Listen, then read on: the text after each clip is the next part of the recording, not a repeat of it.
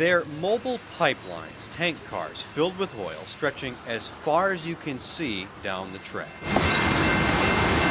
Those trains carry crude oil from the Bakken oil fields in Montana and North Dakota.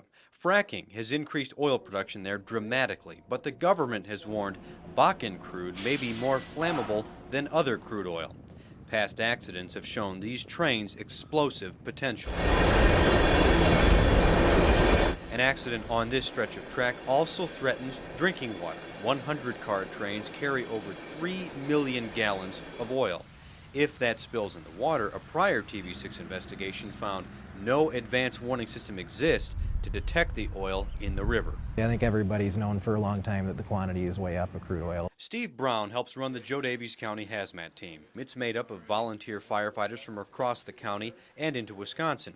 They've long known about hazardous chemicals coming through, even before oil became big business on the BNSF. The railroads have always been a hazard to start out. There's always been that challenge for the community, so it's something we've always been aware of. But Brown says the increasing amounts of oil present a tougher challenge for the team. Our capabilities to deal with a major crude oil spill are pretty limited. Federal rules make oil shippers and transportation companies responsible for spill cleanup in case of an accident. TV6 Investigates asked the BNSF Railroad hauling all this oil what it has done to prepare for derailments and spills. The railroad declined our request for an on-camera interview, but in a statement to TV6 Investigates, BNSF says it has specialized equipment and more than 200 BNSF hazmat responders at locations across its network to address hazmat and crude oil incidents. The railroad also says it has contractors in place to supplement its company resources.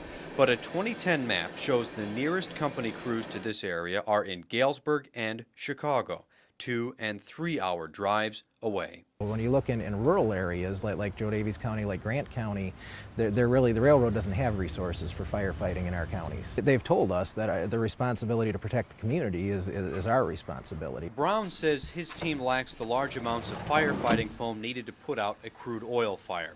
The team also lacks enough containment boom to catch a spill should it get into the Mississippi. Those resources as an entire region are still limited.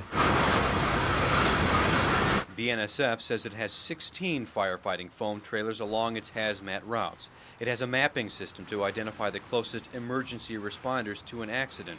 It also offers free training to first responders. Brown says the Joe Daviess County Hazmat Team is trying to get some people to attend, but it is difficult for volunteers to leave their jobs for long training sessions.